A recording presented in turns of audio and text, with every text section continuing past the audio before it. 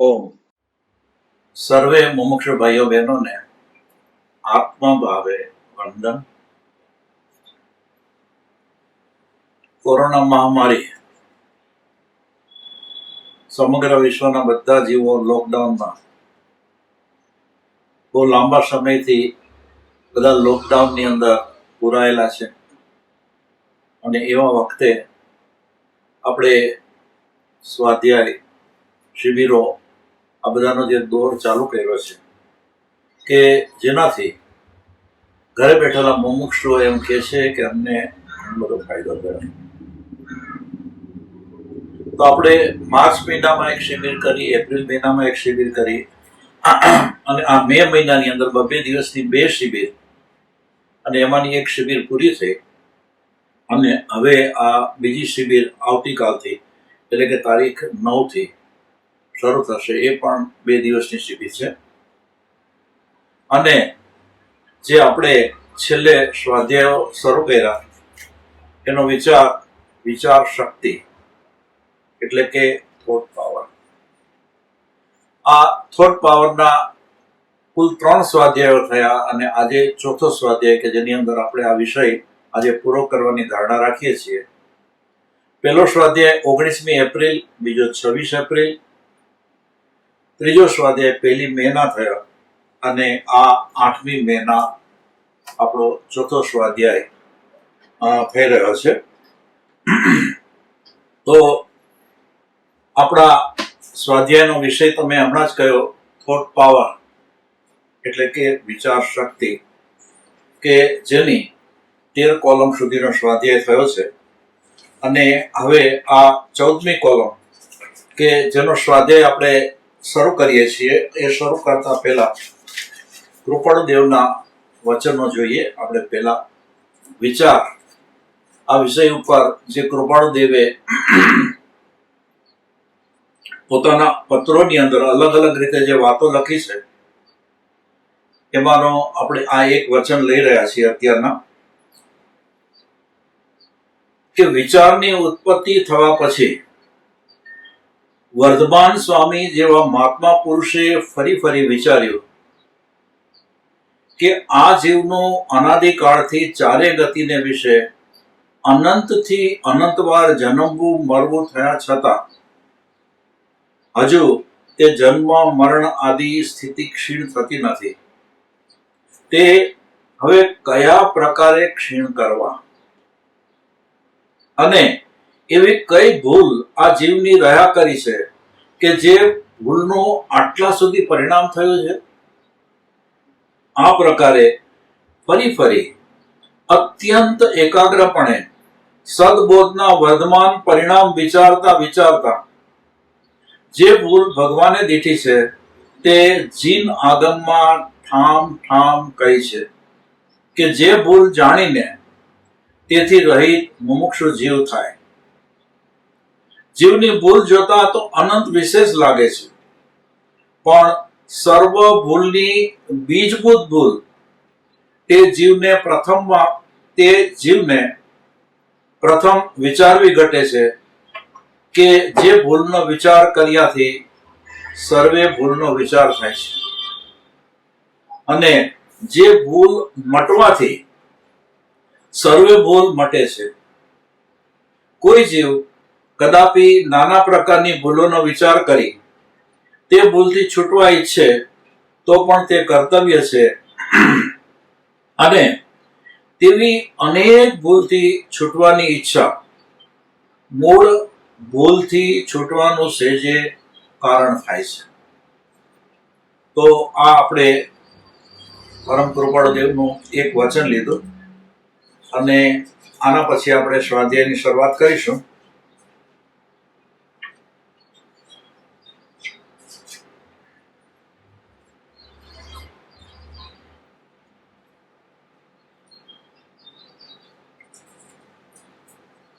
આજે આપણે સ્વાધ્યાયની અંદર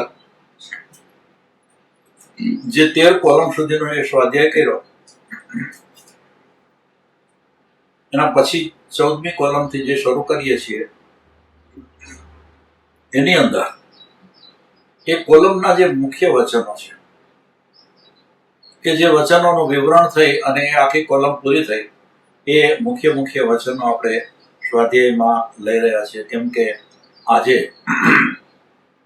આપણે આ વિષયને સ્વાધ્યાયમાં પૂરો કરવો છે. તો શરૂ કરીએ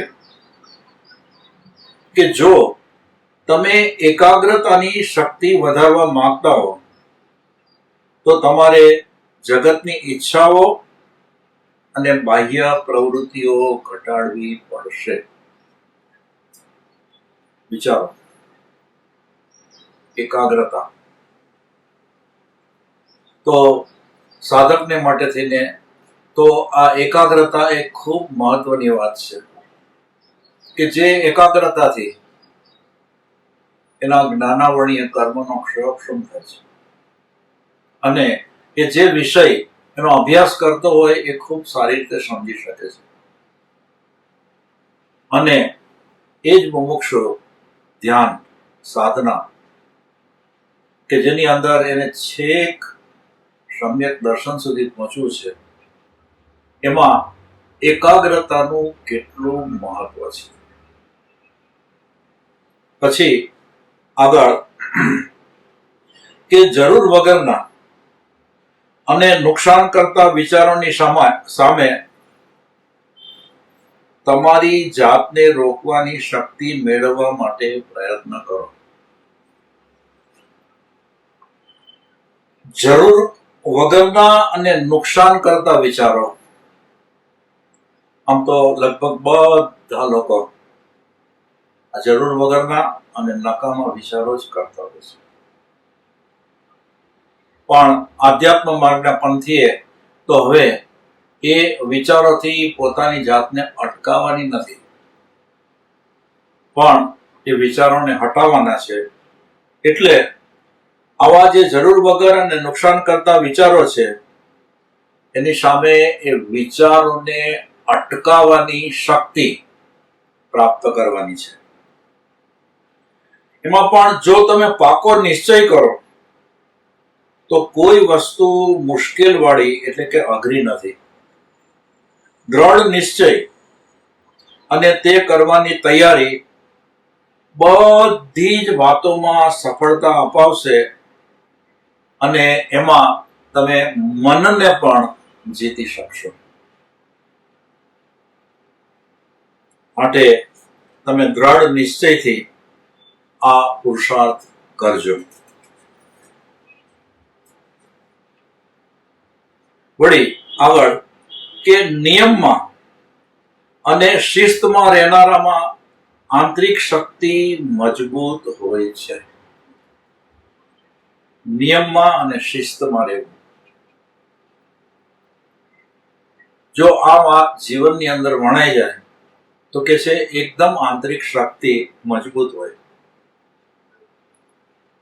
આપણે જો પરમ પૂજ્ય બાપુજીના જીવનનો વિચાર કરીએ તો આ બે ગુણો બાપુજીની અંદર આમ કેટલા બધા દ્રષ્ટિગોચર થાય કે સતત નિયમિત જ રહેતા અને શિસ્તબદ્ધ જ રહેતા. તો બાપુજી ક્યાંના ક્યાં પહોંચી ગયા. હવે એના પછીનું જે વચન છે કે અમૃત રસનું પાન કરતા ક્રમશર વિચારોને પાતળા અને સૂક્ષ્મ બનાવો, ઓછા કરો. જ્યારે જ્યારે વિચારો મનના દરવાજા ઉપર ઊભા થાય ત્યારે ત્યારે તેને એક પછી એક દૂર કરવા પ્રયત્ન કરો. અને એ સાધનાના પુરુષાર્થથી અથવા તો સાક્ષી ભાવ વડે. તો આ તો સાધના છે, આપણી સાધના, કે જે મુમુક્ષુઓ આ સાધનાથી ધ્યાન કરી રહ્યા છે. અને જો આ સાધના યથા યોગ્ય રીતે એ કરે તો એના વિચારો પાતળા પડતા જાય અને એને સૂક્ષ્મ રીતે સમજવાની એનામાં શક્તિ પણ ઊભી થાય. જ્યારે એક વિષય ઉપર વિચાર કરતા હો ત્યારે બીજા વિષયના વિચારોને અંદર દાખલ થવા ન દેવા.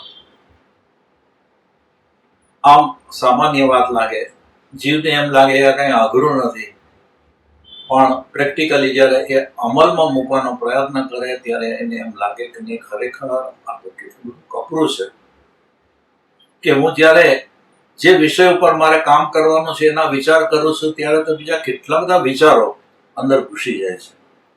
પણ સાધકે તો હવે પોતાની જાતને એવી રીતે કેળવવાની છે કે એ જે વિષય ઉપર હોય બસ એના જ વિચાર અને એ સિવાયના બીજા વિચારો ન ઘૂસી જાય. સતત એ રીતે એને પોતાની જાતને તૈયાર કરવાની છે. અને એમાં નુકસાનકારક વિચારોને મનમાં દાખલ થતા અને શારીરિક મગજમાં કોઈ પણ જાતની અસર મૂકી દે તે પહેલા તેને અંદર આવતા રોકો.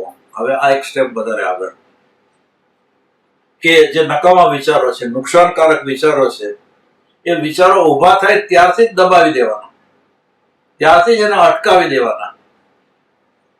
તો હકીકતની અંદર આપણે આની પહેલા જે વાતચીત કરી એ રીતે જો જીવ આસ્તે આસ્તે આસ્તે આસ્તે તૈયાર થાય કે જ્યારે જે વિષય ઉપર વિચાર કરતો હોય ત્યારે બીજા વિચાર ન આવવા દે, આમ જ્યારે એ પોતે પોતાની વાતમાં સફળ થતો હોય ત્યાર પછી એ નકામા વિચારો ઉભા હજુ થતા હોય ત્યાં જ એ દબાવી દેવાની શક્તિ એનામાં આવી જશે. ખરાબ વિચારોને મારી હટાવવામાં સફળ ન થાવ તો પણ હતાશ થશો નહીં. હવે જીવને એમ લાગે કે ભાઈ આ બધી વાત મહાપુરુષે કીધી, હું અમલમાં લાવવાનો પ્રયત્ન કરું છું, પણ વિચારો એનો કેળો છોડતા નથી, સતત મને પરેશાન કરે છે.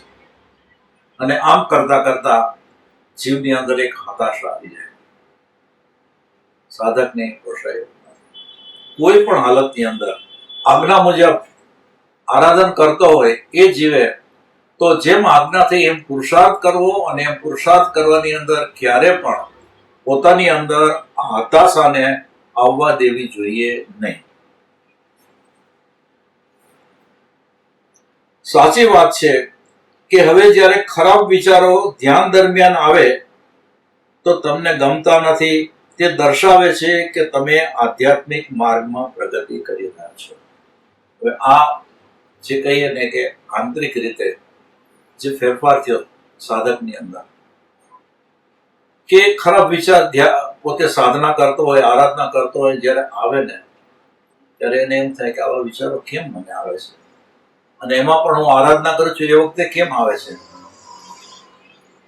આમ જ્યારે એને પોતાના આંતરિક રીતે આવા વિચારો આવે અને એના પ્રત્યેનો અણગમો ઉભો થાય, એ એમ દર્શાવે છે કે આ જીવ માર્ગમાં આગળ વધી રહ્યો છે.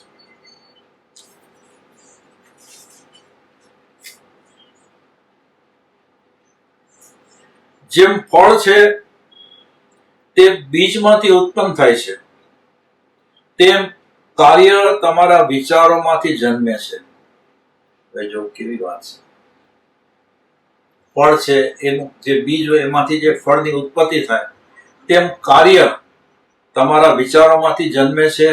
સારા અને ખરાબ વિચારો, સારું અને ખરાબ કાર્ય અનુક્રમે જન્માવે છે. માટે વિચારો અથવા તો સંકલ્પોને કાબુમાં રાખો, દીવા સ્વપ્નોમાં રાચો નહીં. સંકલ્પોનો ક્ષય કરવો એ જ મોક્ષ છે અથવા તો મુક્તિ છે.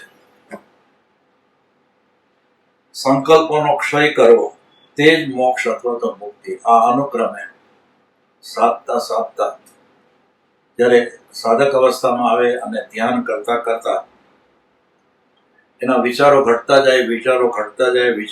જાય, એમ કરતા કરતા વિચાર વગરની સ્થિતિ ઉત્પન્ન થાય ત્યારે એ ગ્રંથિ ભેદની નજીક જઈ અને પુરુષાર્થ કરી શકે છે.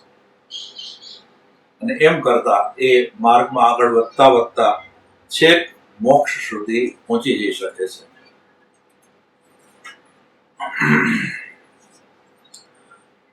જો તમે તમારી જાતે જન્મ મરણના ફેરામાંથી છૂટવા માંગતા હો તો મનને એવી તાલીમ આપવી પડશે કે જે હંમેશા ભગવાન આત્મા તરફ જ રહે.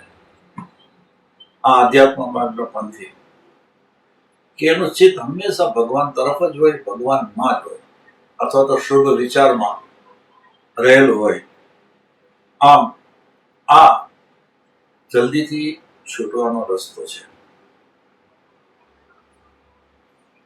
આના પછી હવે એની પછીની જે કોલમ શરૂ થાય છે એમાં વિવેક શક્તિ અને આંતરિક માનસિક સુધારણા.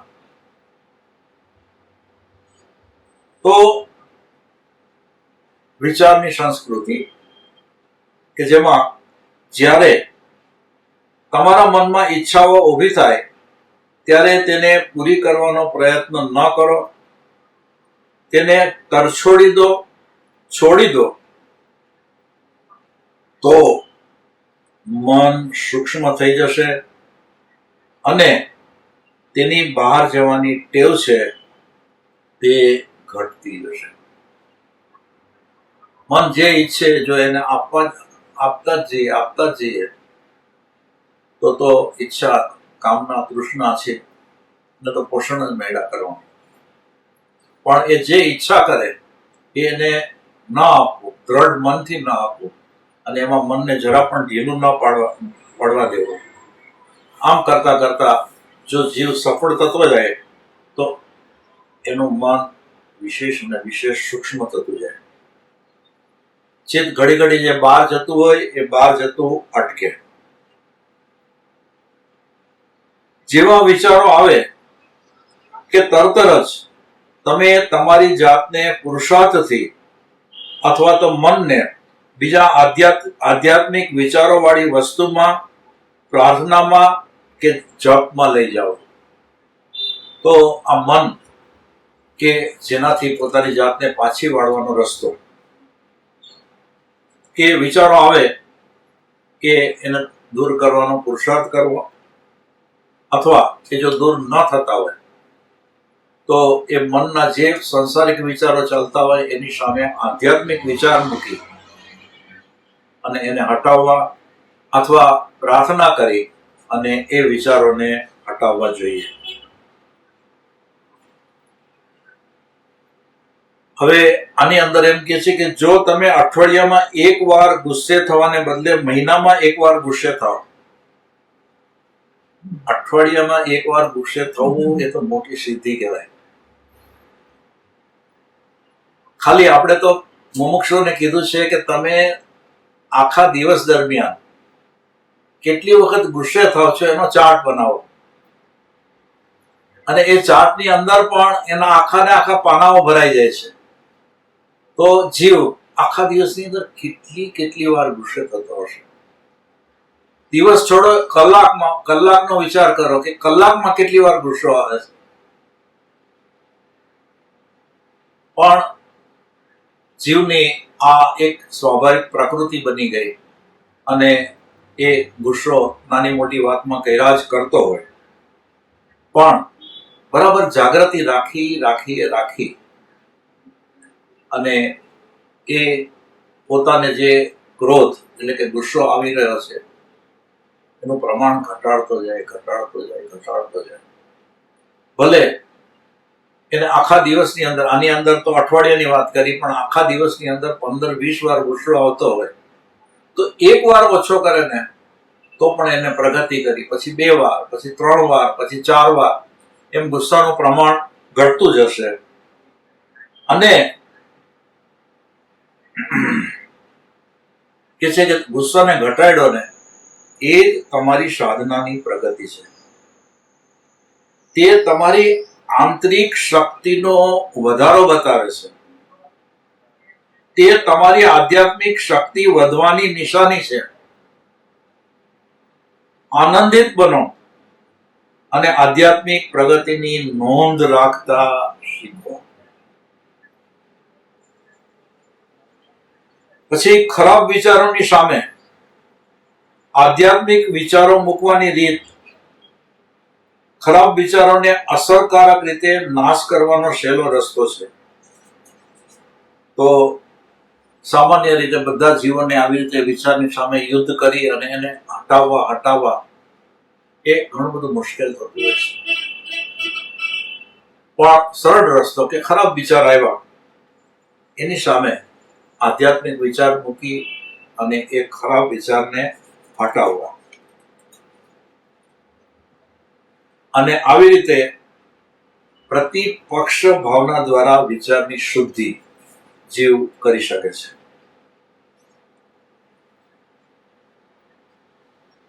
હવે આની અંદર કે છે કે રોજ હજારો વાર સોહમ કે અહમ બ્રહ્માસ્મિ એનો જાપ કરવા પાછળનો હેતુ એ છે કે જેથી તમે આત્મા છો તે મજબૂત બનતું જાય, તેમજ તમે શરીર છો તે માન્યતા નબળી અને નબળી પડતી જાય. કેમ કે અનાદિકાળના જે સંસ્કારો છે કે શરીર એ જ હું,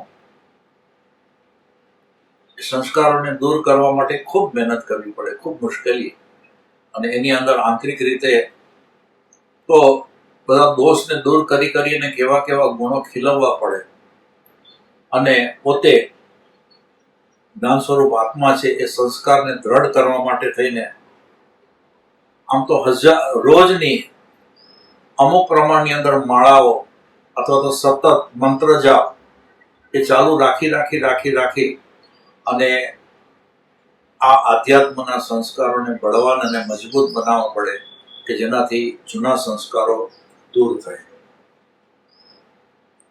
શરૂઆતમાં અંદરમાં પવિત્ર અને અપવિત્ર વિચારો વચ્ચે લડાઈ થશે, પણ છેવટે શુભ શુદ્ધ વિચારો વિજયી બનશે. ખરેખર જેને આધ્યાત્મિક કલ્યાણ જ કરવું છે એને તો આ યુદ્ધ લડીએ જ છૂટકો છે કે અપવિત્ર વિચાર અને એની સામે પવિત્ર વિચાર, અપવિત્ર વિચાર એની સામે પવિત્ર વિચાર. કેમ કે પાંચેય ઇન્દ્રિય, એના વિષયો અને કષાયો, આ બધાના સંસ્કાર કેટલા બધા બળવાન છે કે વાતની અંદર જીવને વિભાવ ભાવમાં લઈ જાય, સંસારી ભાવમાં લઈ જાય અને અનેક પ્રકારના વિચારો કરાવડાવે. અને એની સામે પવિત્ર વિચારો મૂકી અને ઓલા સંસ્કારોને દૂર કરવાના છે. એટલે આ આંતરિક યુદ્ધ તો છે, અને એની અંદર જો જીવ થાક્યા વગર બરાબર જે ખરાબ વિચાર છે એની સામે સારા વિચાર મૂકવાનો પુરુષાર્થ ચાલુ જ રાખે છે તો ચોક્કસ એક વખત એની જીત થશે જ. અને આ રીતે એને પોતાની જે વિચારધારા છે, ખરાબ વિચારધારા, અશુભ વિચારધારા છે, અથવા તો આર્ત્ર અને રૌદ્ર ધ્યાન છે, એની સામે શુભ વિચાર ધર્મ ધ્યાન મૂક્યું તો એ અનુક્રમે એ અશુભ વિચારને દૂર કરી અને શુભ વિચારમાં સ્થિર બની શકશે.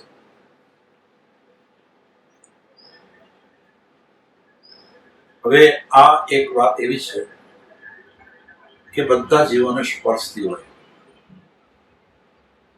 જીવની છેલ્લી ઘડી છે, દેહ છૂટવાનો છે, અને એ વખતે છેલ્લો વિચાર,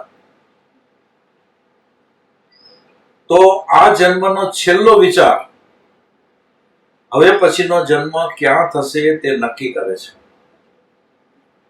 પોતાની જિંદગીમાં મુખ્યત્વે જેના વિચાર રહ્યા હોય તે વિચાર જ મૃત્યુ વખતે મનમાં ઊભા થાય છે.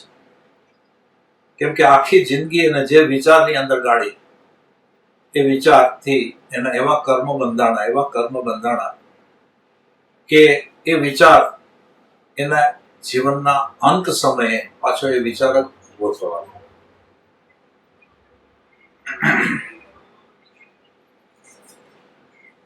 હવે ગ્રામોફોનની રેકોર્ડ, જૂની વાત કે અત્યારના તો ગ્રામોફોનની રેકોર્ડ જેવું રહ્યું નથી, આખી વાત તો બદલાઈ ગઈ છે. પણ આપ બધા રેકોર્ડથી તો પરિચિત છો કે જેમ ગ્રામોફોનની સોય પ્લેટમાં નાનો ખાડો કાપે છે, અંદર નાના પેલા હોય અને એની અંદર સોય ફરતી હોય, એ નાનો ખાડો કાપે છે, તેમ સાત્વિક વિચારણા મન તથા મગજમાં નવા અને તંદુરસ્ત વિચારોની અસર ઊભી કરે છે અને નવા સંસ્કારો ઉત્પન્ન કરે છે. તો આમ જેને કહે ને કે આ સારા વિચાર અંદર અંતકરણની અંદર કોતરી નાખવા, એમ આ સાત્વિક વિચારણા તથા મગજમાં નવા તંદુરસ્ત વિચારો, આ સાત્વિક વિચારણા છે.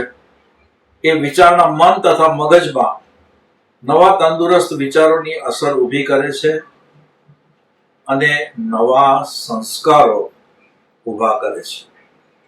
આમ આપણે એક રીતે જો જોઈએ તો સમગ્રપણે આખો મુમુક્ષુ સમુદાય એનું જે આધ્યાત્મિક ઘડતર થઈ રહ્યું છે અને એ ઘડતરની અંદર પોતે પોતાની શક્તિ મુજબ ગ્રહણ કરી અને પ્રગતિ કરી રહ્યો છે.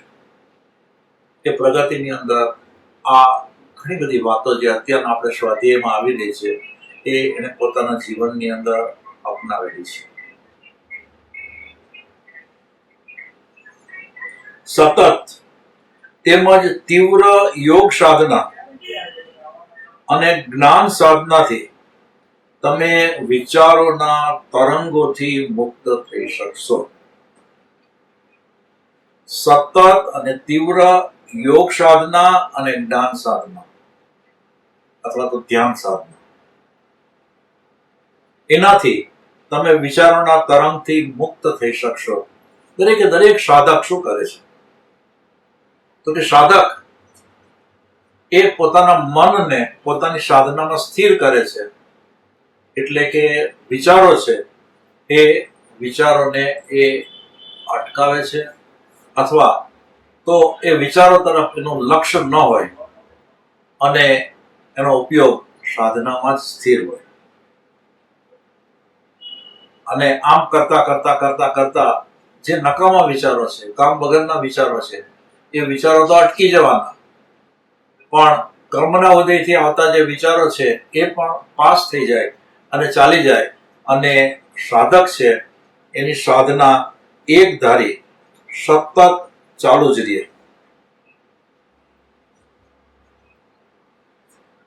વૈરાગ્ય અને અભ્યાસ દ્વારા વિચારોને, ચિંતનને રોકી દો અને તમારી જાતને શુદ્ધ જાગ્રત અવસ્થામાં લાવો.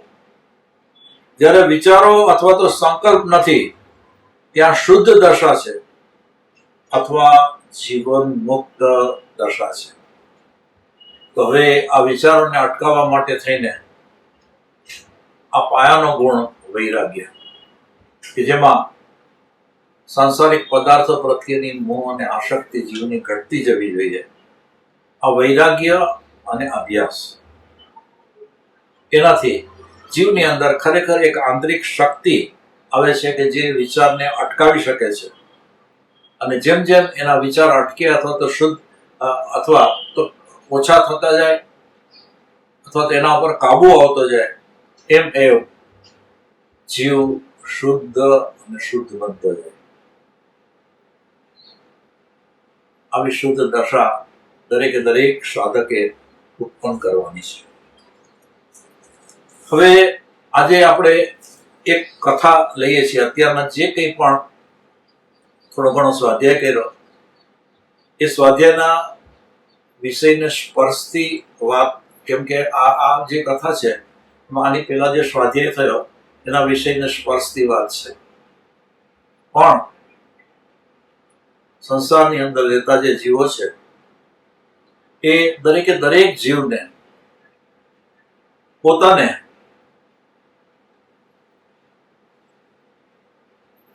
હવે દરેક જીવ પોતાને જે વાત છે ને એની પહેલા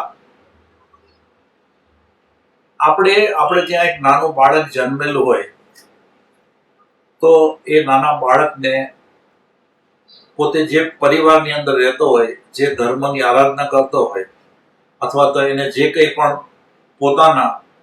પોતાની અંદર નીતિ અને નિયમો દાખલ કરવાના હોય, એના જે સંસ્કારો છે એ સંસ્કારો આપવાની શરૂઆત થતી હોય છે. આ સંસ્કારો સતત એને મળતા રહીએ એના માટે થઈને કુટુંબીજનો પ્રયત્ન કરતા હોય છે. પણ આ દુનિયાની અંદર પછી તો બધા જીવની અંદર સ્વાર્થ રહેલો હોય. સ્વાર્થ રહેલો હોય અને એટલું જ નહીં, પણ એ સ્વાર્થની સાથે સાથે પોતાનું વર્ચસ્વ જમાવવાની પણ દરેકે દરેક જીવની ઈચ્છા રહેતી હોય. એને એમ જ થાય કે હું જેમ ઈચ્છું ને એમ જ બીજાએ કરવું જોઈએ. તો આ કથા કે જેનાથી તમને આમ મજા આનંદ તો આવશે, પણ એની સાથે સાથે ખરેખર એની અંદર આ સંસ્કારને અંગે કેવી બળવાન વાત મૂકવામાં આવી છે એ આપણે જોઈએ.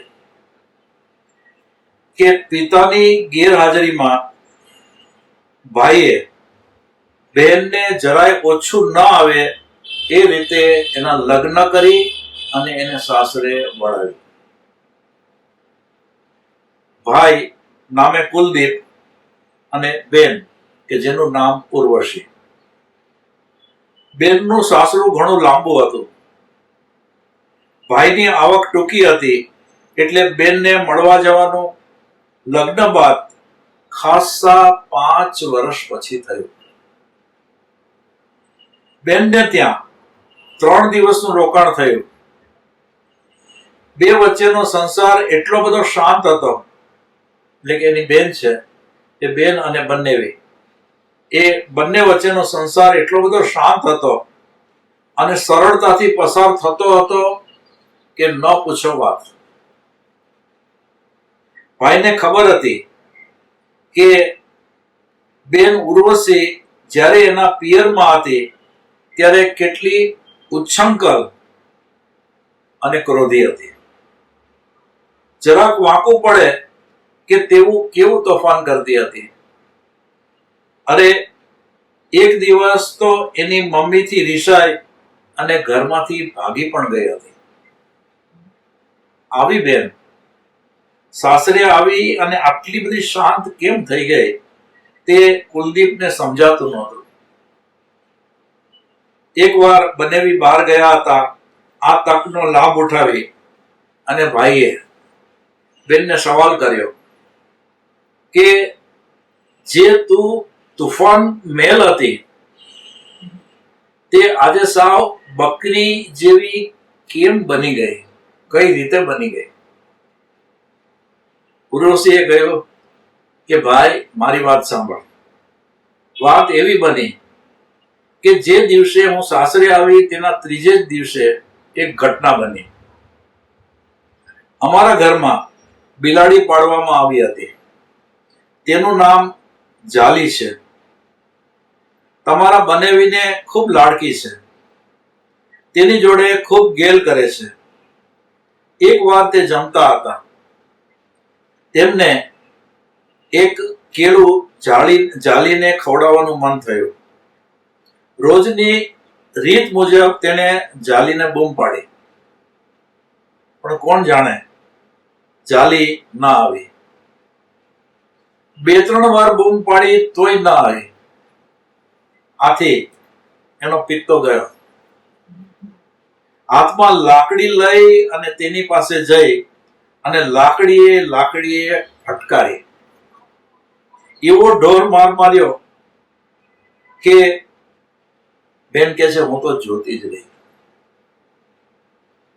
જોતી જ રહી એટલું જ નહીં, પણ ખૂબ ગભરાઈ પણ ગઈ.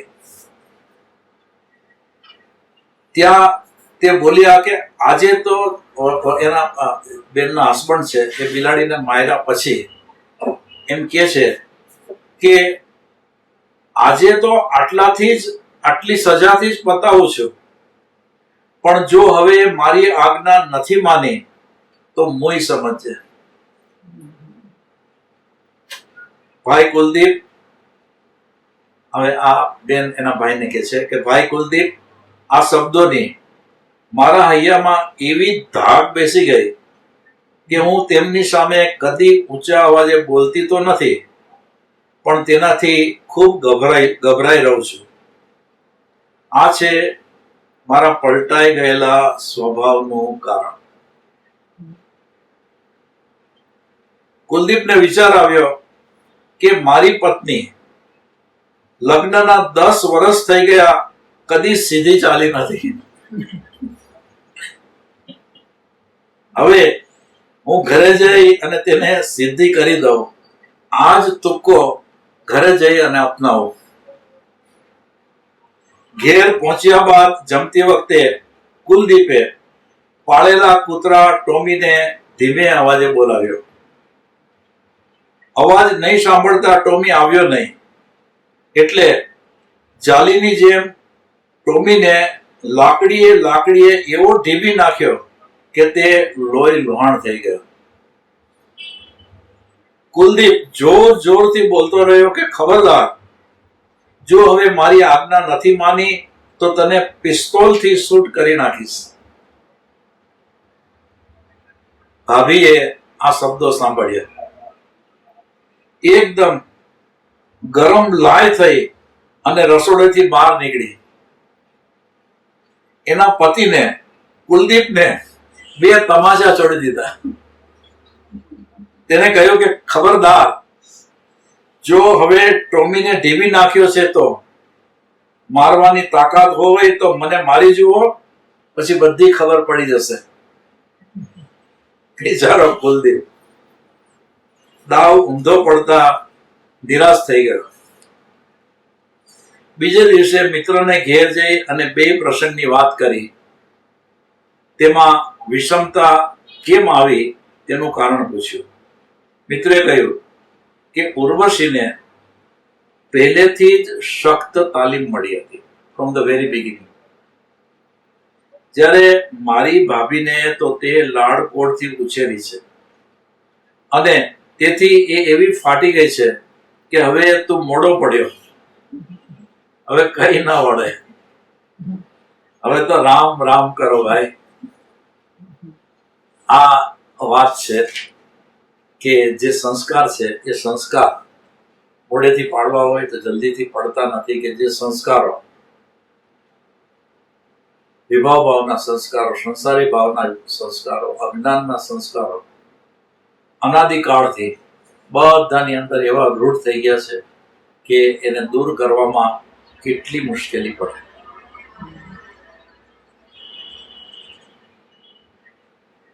હવે આપણે આ વિષયને આગળ વધારીએ કે બળવાન ઉમદા ચારિત્ર મજબૂત અને ઉમદા વિચારો દ્વારા મેળવાય છે. હવે આમ હકીકતની અંદર વિચારો ઉપરનો કાબુ મેળવવો છે, આધ્યાત્મિક રીતે પ્રગતિ કરવી છે, તો જીવે પોતાનું ચારિત્ર તો ઘડીએ જ છૂટકો છે.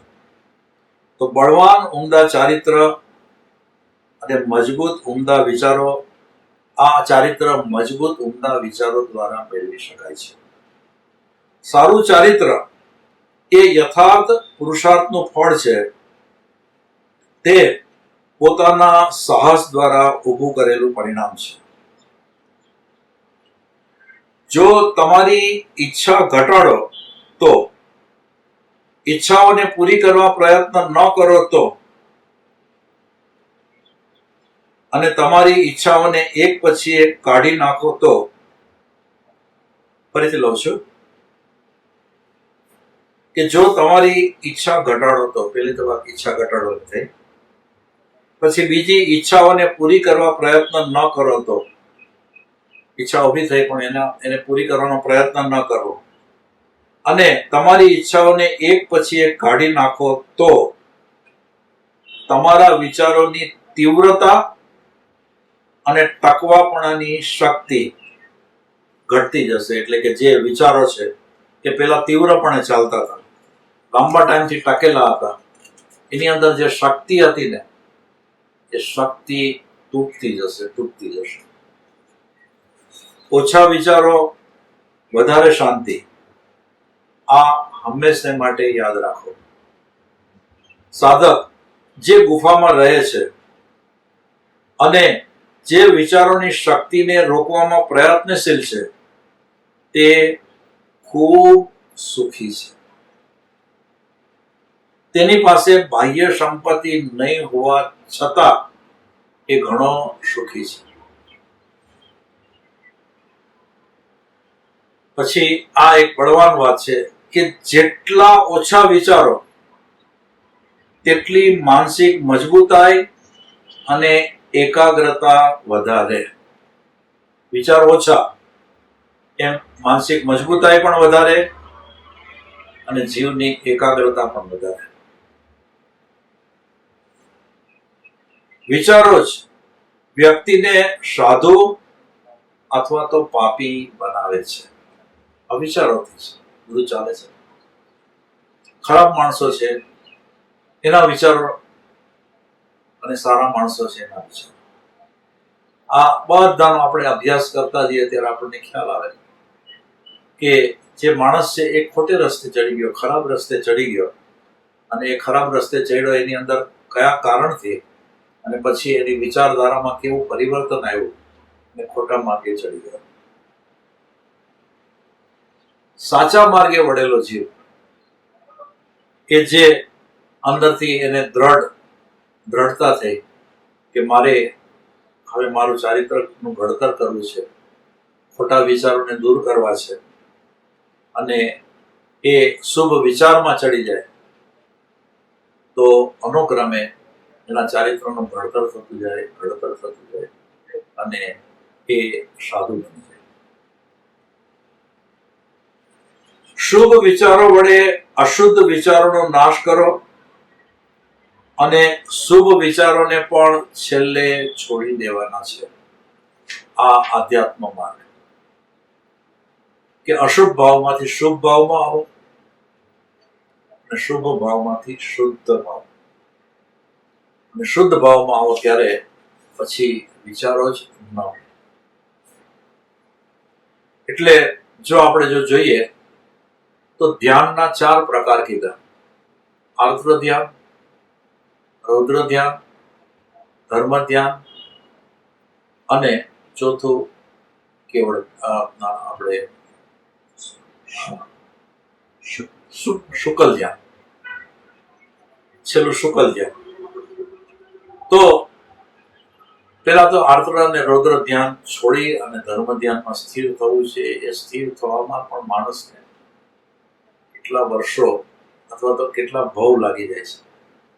ત્યારે માંડ હજી ધર્મ ધ્યાનમાં આવે અને પછી એમ કરતા કરતા એ શુકલ ધ્યાનની અંદર આવી શકે છે.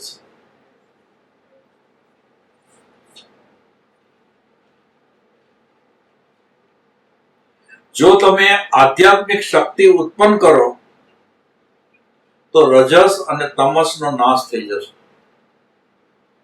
પછી મન શુદ્ધ થઈ જશે, એકાગ્ર થશે અને એક જગ્યાએ રાખી શકાય તેવું થશે. એટલે કે એક જગ્યાએ સ્થિર બની જઈ શકશે. ત્યાર પછી તે અરૂપી એવા એકરૂપ બ્રહ્મની સાથે મળી જશે અને નિર્વિકલ્પ સમાધિ પ્રાપ્ત થશે. પણ આના માટે થઈને આધ્યાત્મિક શક્તિ ઉત્પન્ન કરવાની છે. જો એ આધ્યાત્મિક શક્તિ જેમ જેમ વધતી જાય એમ રજસ અને તમસ એનો નાશ થતો જાય, જીવની એકાગ્રતા વધતી જાય, એ પોતાના મનને એક જ જગ્યાએ સ્થિર કરી શકે અને એમ કરતા કરતા કરતા કરતા કરતા એનું જે મન છે એ એટલું બધું શાંત થઈ જશે, એટલું બધું શાંત થઈ જશે કે એ મન અમન થઈ જાય, અથવા તો એ મન છે એ આત્માની અંદર ગળી જાય. એટલે કે એકરૂપ બ્રહ્મની સાથે મળી જશે અને નિર્વિકલ્પ સમાધિની પ્રાપ્તિ થશે.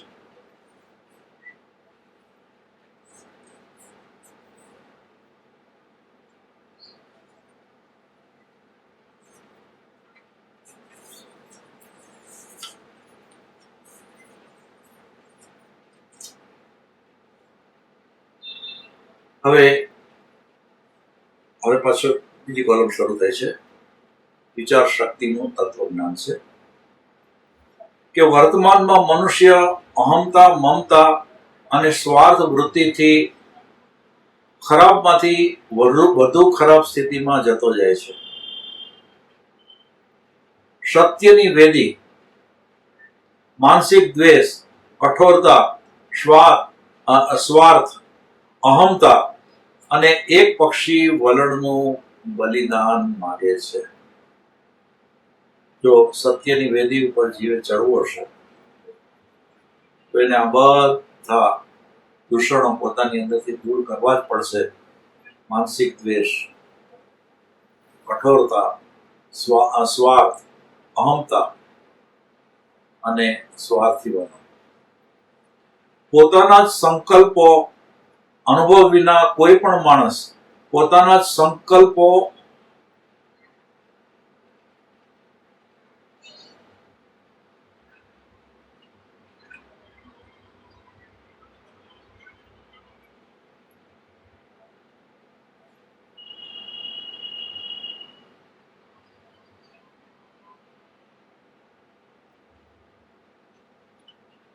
જે જીવની અંદર બળવાન સંકલ્પ શક્તિ છે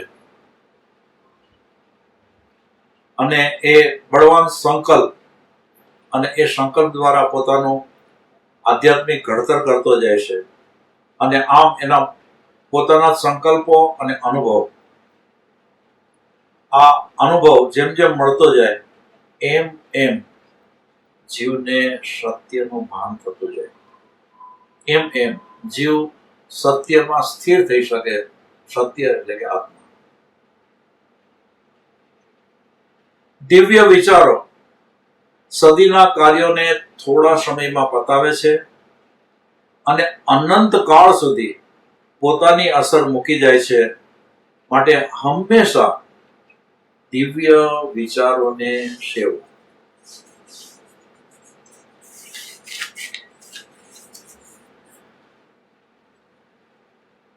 હલકા વિચારોને ઉચ્ચ વિચારોની મદદથી હાંકી કાઢો અને જ્યારે તે ચાલ્યા જાય ત્યારે ઉચ્ચ વિચારોને પણ વળગી રહો નહીં. તમારી અત્યારની સ્થિતિ તમારા અસંખ્ય પૂર્વજન્મના વિચાર, લાગણી અને ક્રિયાનું ફળ છે. સતત વિચાર અને કર્તવ્ય કર્યા સિવાય તેનાથી સહેલાઈથી મુક્ત થઈ શકાય નહીં. કેમ કે દરેક જીવ પૂર્વના સંસ્કાર લઈને આવેલો છે અને એ જેવા સંસ્કાર છે એ પ્રમાણે જ એના વિચાર હોય છે. તો એ બધાને દૂર કરવાના છે અને એના માટે સતત વિચાર અને કર્તવ્ય જે જીવે એટલે કે પુરુષાર્થ જીવે કરવો જ પડશે અને જે જૂના સંસ્કારો છે એને નાબૂદ કરીએ જ છૂટકો છે. કેમ કે વિચારો એ કર્મજનક છે. કેમ કે જેવા વિચાર કરો એવા કર્મ થાય, કર્મ બંધાય. જો તમારે તમારા કાર્ય સુધારવા હોય તો તમારા વિચારોને શુદ્ધ કરો. તો વિચારો એ જ કર્મજનક છે અથવા તો જે જીવ કાર્ય કરે છે, શુભ કાર્ય અથવા તો અશુભ કાર્ય, એના એ જનક છે. આ આપણે વેદાંતની રીતે કહીએ તો. અને જો તમારે તમારા કાર્ય સુધારવા હોય તો તમારા વિચારોને શુદ્ધ કરો. તમારા સંકલ્પ બળથી તમે તમારા નસીબને પણ ઘડી શકો છો. દરેક દિવ્ય સંકલ્પ દ્વારા મન આ દ્રશ્ય ક્ષણિક સૃષ્ટિના આવરણને ભેદી અનંતનો સ્પર્શ કરવા શક્તિમાન થાય છે. પણ દરેક પોતાના મનરૂપી કારખાના પ્રત્યે તદ્દન બેદરકાર હોય છે. પોતાનું મન અને એના વિચારો છે એ તો પોતાને જે ગમતું હોય, જે તરફ પોતાને ખેંચાણ થયું હોય એના વિચારો કરે છે અને એ રીતે પોતે પોતાના મનથી સાવ બેદરકાર જ રહે છે કે આવા વિચારો ન કરવા જોઈએ. એટલે આમાં કહે છે કે તમારું ભાગ્ય તમારા સંકલ્પોથી જ નિર્માણ થાય છે. જેટલી શક્તિ તમારી અંદર ધારો છો તેટલી જ તમને પ્રાપ્ત થાય છે. જેવા તમે સંકલ્પ કર્યા હોય છે તેવી જ તમારી આજુબાજુની સૃષ્ટિ બની હોય છે. વિવેક દ્વારા તમે તમારા મનના કલ્પનાશીલ તરંગોને સહેલાઈથી કાબુમાં રાખી શકો છો. હવે આ મનના તરંગોને દૂર કરવા માટે થઈને વિવેક નામનો જે ગુણ છે એ પ્રગટ થવો જોઈએ. એટલે કે આ વિવેક નામના ગુણથી જે વસ્તુ જેમ છે એમ જ એને સમજવી, જે સત્ય છે એને સત્ય રૂપે અને અસત્ય છે એને અસત્ય રૂપે સમજવાની જીવને પ્રેરણા થવી જોઈએ અને એ રીતે એનું ઘડતર થવું જોઈએ. જેમ જેમ તમારા મનમાંથી શુદ્ધ વિચારો નીકળવા માંડશે, હવે આપ સાંભળજો, જેમ જેમ તમારા મનમાંથી શુદ્ધ વિચારો નીકળવા માંડશે તેમ તેમ ઈશ્વરી સનાતન નિયમ તમને મદદ કરવા માંગશે. વિચાર શુદ્ધિ અને પછી શુદ્ધ વિચારધારા. આ શુદ્ધ વિચારધારા કેટલી બળવાન છે કે ઈશ્વરી સનાતન નિયમો એ તમને મદદ મળવા જ માંડે અને તમારું બધું કાર્ય સફળતા તરફ આગળ વધતું જ જાય.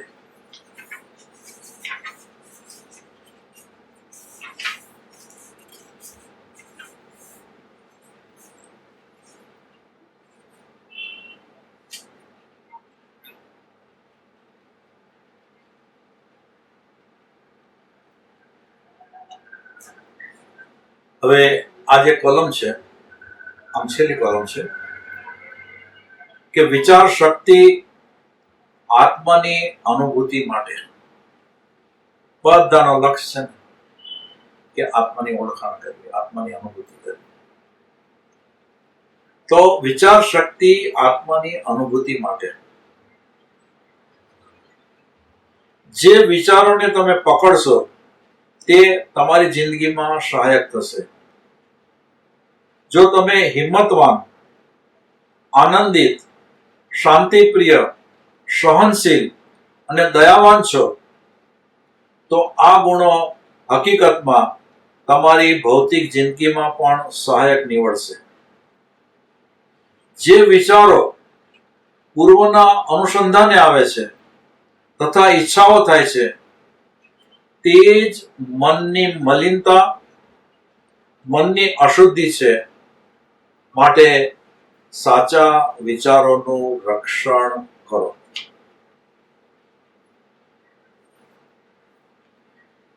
તો જે વિચારોને તમે પકડશો તે તમારી જિંદગીમાં સહાયક થશે.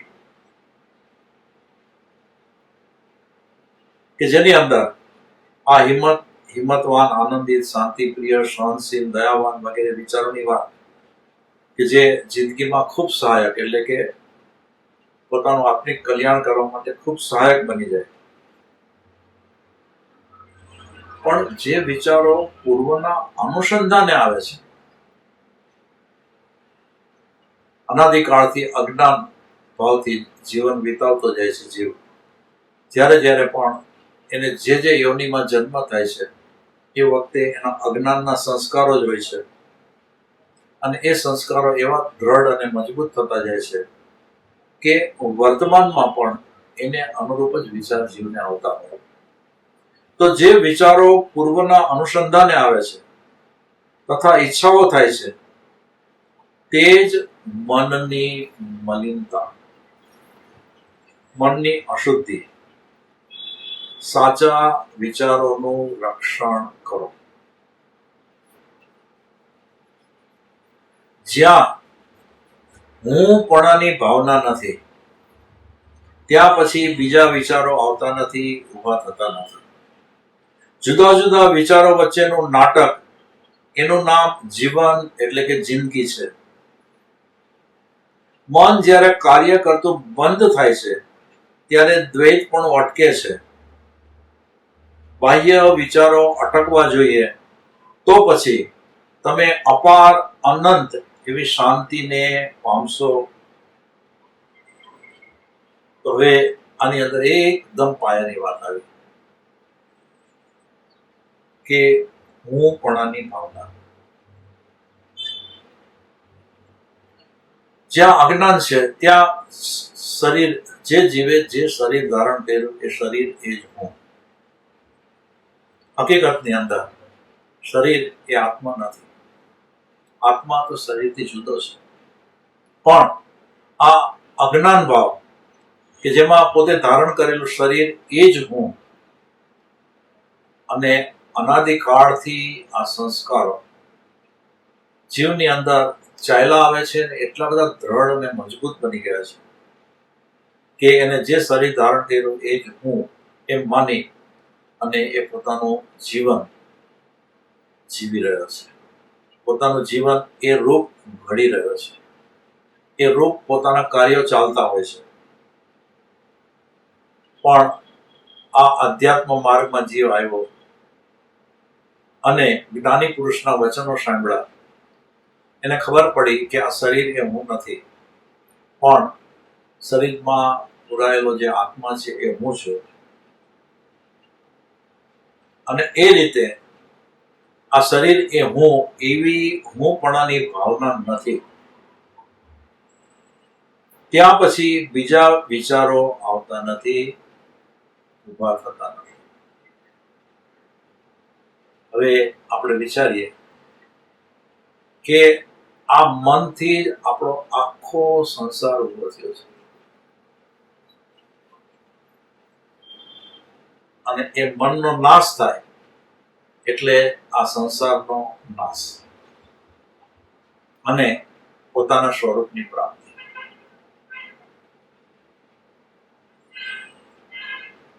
તો ખરેખર જે પાયાની વાત છે એની સમજણ જીવને આવી અને શરીર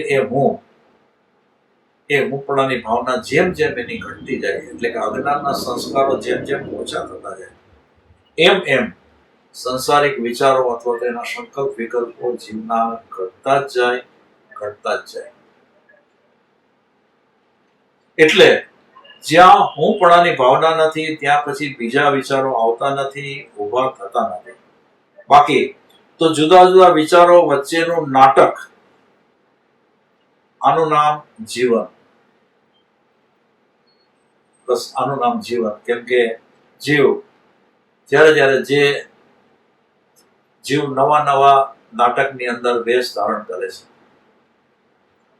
અને એ જે વેશ ધારણ કર્યો એ જ હું એમ એની દ્રઢ માન્યતા થઈ ગઈ છે, અને આ રીતે જુદા જુદા વિચારો વચ્ચેનું નાટક એમ એની એ જિંદગી.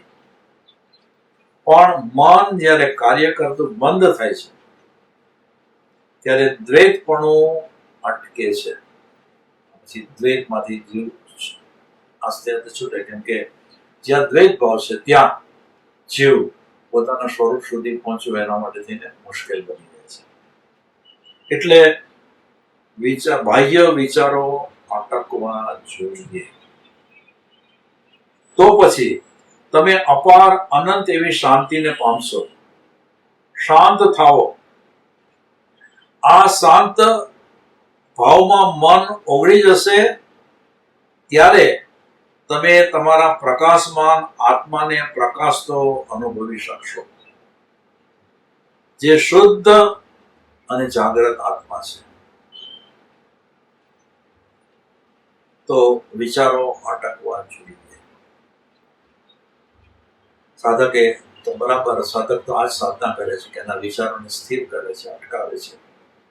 અનુક્રમે એને વિચાર વગરની સ્થિતિ એ જેટલો વખત અનુભવે છે એટલો વખત એને આંતરિક રીતે ખૂબ આનંદ આવતો હોય છે. પણ એ વિચારો થોડો વખત અટકાવી શકે છે, પોતાની શક્તિ મુજબ અટકાવી શકે છે. પાછી વિચારની ધારા ચાલુ થાય છે, વળી અટકાવે, વળી ચાલુ થાય.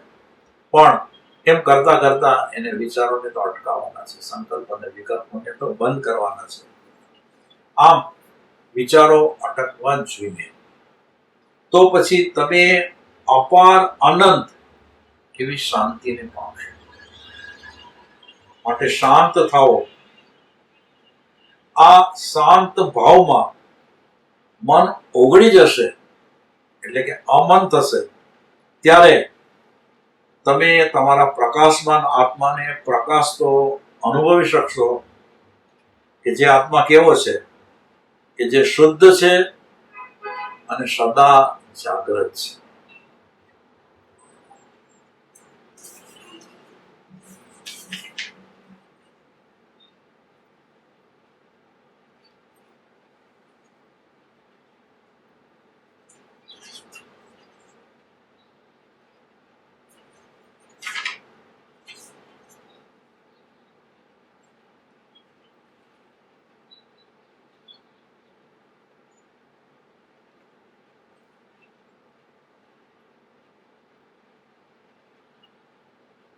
હવે આપણે છેક એમ કે મન અમન થાય ત્યારે જીવ પોતાના આત્માની ઓળખાણ સુધી પહોંચી જઈ શકે, એટલે કે પોતાના આત્માની અનુભૂતિ કરી શકે. આમ એ જ વિષયના અલગ અલગ જે મુદ્દા છે એમાં હવે આપણે આ છેલ્લા મુદ્દા જોઈએ કે સામાન્યપણે સાધકમાં મૂળભૂત આધ્યાત્મિક જાગૃતિ જ નથી હોતી. કેટલીક માનસિક શાંતિ અને યોગની શક્તિ મેળવવા માટેની આતુરતા કે ઈચ્છા જ જોવામાં આવે છે. આમ કેટલીક માનસિક શાંતિ અને બસ પોતાની અંદર એક યોગ શક્તિ ઊભી થાય જેનાથી પોતે સિદ્ધિ ચમત્કાર કરી શકે, એ શક્તિ મેળવવા માટેની આતુરતા કે ઈચ્છા જ જોવામાં આવે છે. જ્યાં સુધી સાધક આંતરિક રીતે સિદ્ધિ માટેની ઈચ્છા રાખી અને ફરે છે ત્યાં સુધી તે શુદ્ધ આત્માથી ઘણો દૂર છે. તો ખૂબ ધ્યાન કરતો હોય, સાધના કરતો હોય, સંસાર પ્રત્યે આમ એનું વલણ પણ એકદમ ઓછું થઈ ગયું હોય, મોહ અને આસક્તિ ઘટી ગયા હોય, આવા જીવને કંઈક ઉપાધિ આવે, કંઈક તકલીફ આવે, કંઈક બીમારી આવે તો એને એમ થાય કે મેં આટલી બધી આરાધના કરી તો મારી અંદર આ શક્તિ ઊભી થઈ અને છતાં આ બીમારી મને કેમ આવી? હવે મારી આ બીમારી આ શક્તિથી આપણે કેમ દૂર કરવી? એટલે તરત જ એનું ચિત્ત એ શરીર અને શરીરની બીમારી દૂર કરવા તરફ પડે. એટલે કે જે યોગની શક્તિ છે એનો ઉપયોગ કરવા ભણી મળે, એટલે આખું બધું ડાયવર્ટ થઈ ગયું. જે આત્મા મુખ્ય છે અને એને જ પ્રાપ્ત કરવો, એની અંદર જ સ્થિર થવું, એ વાત ગૌણ બની ગઈ અને બીજી વાત મુખ્ય બની ગઈ. એટલે જ્યાં સુધી સાધક આંતરિક રીતે સિદ્ધિ માટેની ઈચ્છા રાખીને ફરે છે ત્યાં સુધી તે શુદ્ધ આત્માથી ઘણો દૂર છે. પ્રથમ જગત તરફની દ્રષ્ટિને ફેરવો. જગત તરફની દ્રષ્ટિ છે સાવ પલટાવાની છે, ફેરવવાની છે. જો તમે પૂર્ણ રીતે ઈચ્છા રહિત, વિચાર રહિત અને વૃત્તિ રહિત થશો તો તમે ધ્યાનમાં તમારા આત્માને અનુભવી શકશો. સાત્વિક એટલે કે સુવિચારો એ જોરદાર કાર્ય શક્તિ છે. જેમ ચક્ર ખૂબ જ ઝડપથી ફરતું હોય તો તે ઉભેલું જણાય છે, તેમ સત્વ છે, તેમજ સાત્વિક માનવ છે. એટલે કે સાત્વિક વિચારવાળો માનવ સ્થિરતા વાળો હોય છે. સાત્વિક વિચારવાળો માનવ સ્થિરતા વાળો, જેમ કે ચક્કર ગોળ ગોળ ફરતું હોય પણ આપણને સ્થિર થયેલું લાગે, દાખલો આપી અને આ વાત સમજાવી, પણ આમ આખી દ્રષ્ટિને પલટાવવાની છે. સંસાર તરફ દ્રષ્ટિ છે, જગત તરફ દ્રષ્ટિ છે, એ દ્રષ્ટિને પલટાવી અને આત્મા તરફ લઈ જવાની છે. અને એના માટે પૂર્ણ રીતે ઈચ્છા રહિત, વિચાર રહિત અને વૃત્તિ રહિત બનવું પડે. કોઈ પણ જાતની વૃત્તિ. જો આ ગુણો સાધ્ય થાય તો કે છે કે તમે ધ્યાનમાં તમારા આત્માને અનુભવી શકશો. અને એને માટે થઈને જે ભૂમિકા કે એ ભૂમિકા એ સાત્વિક સુવિચારો એને જોરદાર કાર્ય શક્તિ કીધી. એટલે એ સાત્વિક વિચારવાળો માનવ સ્થિરતા વાળો હોય છે. તો જિંદગી છે, બધા જેને આપણે ત્યાં નજર કરીએ ત્યાં બધા પોતાને જે શરીર મળ્યું છે એ શરીર રૂપી પોતાની જે જિંદગી એ જિંદગી જીવી રહ્યા છે. અને એમાં એ શરીર એ જ હું એમ માની અને એ પોતાનું જીવન વ્યતીત કરી રહ્યા હોય છે. તો જિંદગી છે તે મલિનતાથી શુદ્ધતા તરફની,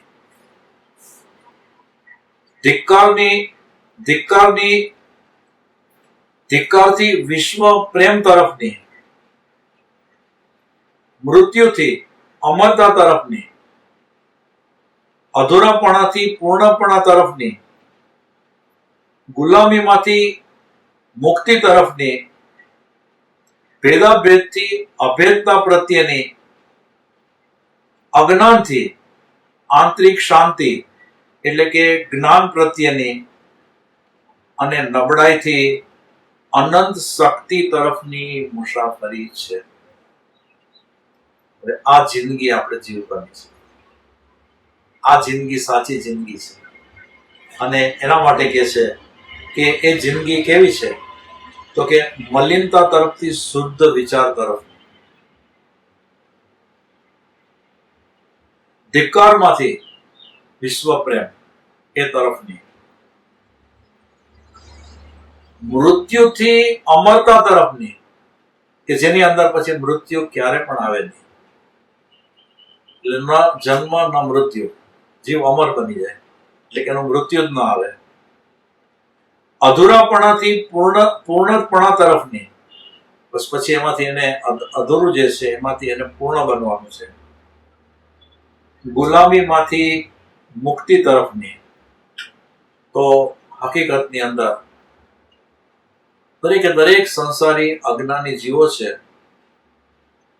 એ ભલે ગમે તેવા શુભ કર્મનો ઉદય ભોગવતો હોય પણ એને ક્યાંય ને ક્યાંય કોઈને કોઈ જગ્યાએ ગુલામી કરવી જ પડતી હોય છે. જે ચક્રવર્તી હોય, દેવલોકનો દેવ હોય કે દેવોનો રાજા ઇન્દ્ર હોય,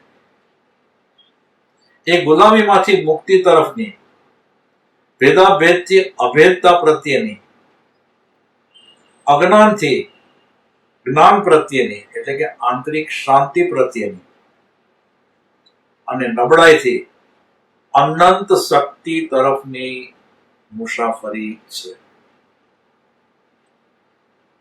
બસ આ આપણી જિંદગી બનાવવાની છે.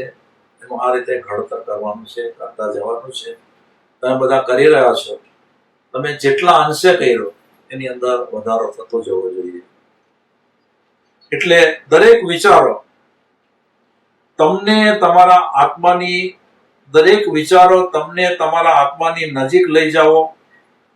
દરેક વિચાર તમને તમારા ઉત્થાનમાં ઉપયોગી થાઓ.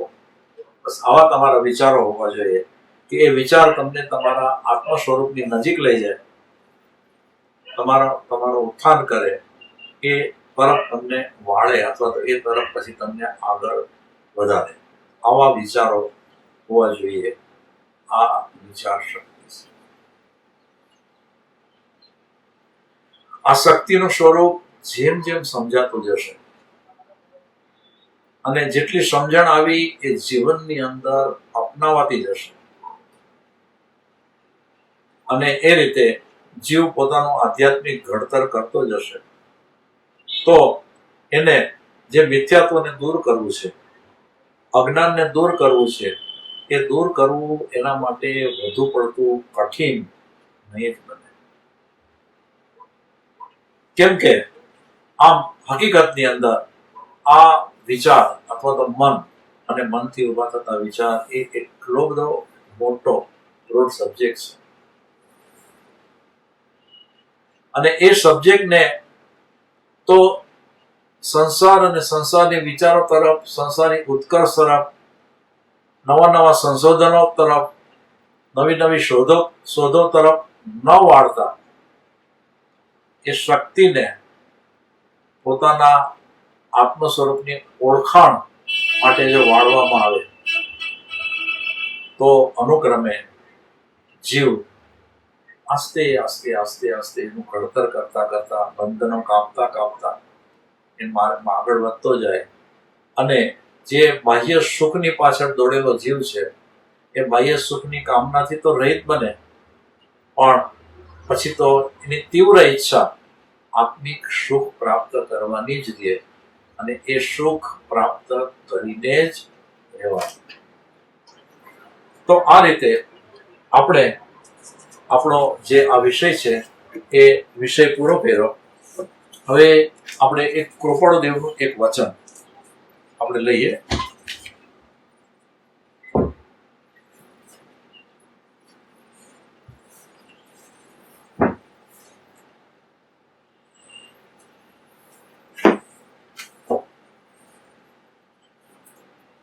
કૃપાળુદેવે વિચારવાન કોને કીધા?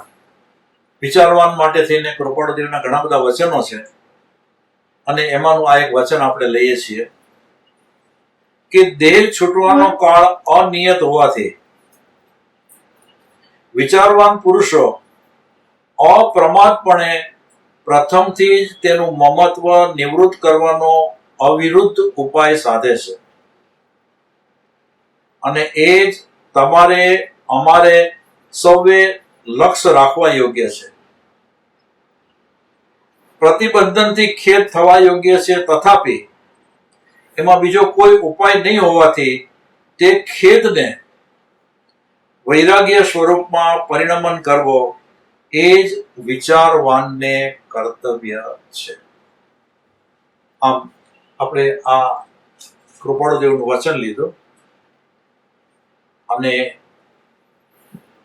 હવે આપણા જેને કહીને કે આ વિચાર શક્તિ એટલે કે થોટ પાવર, એના ટોટલી 4 સ્વાધ્યાય થયા કે જેની અંદર આપણે આ વિષયને પૂરો કર્યો.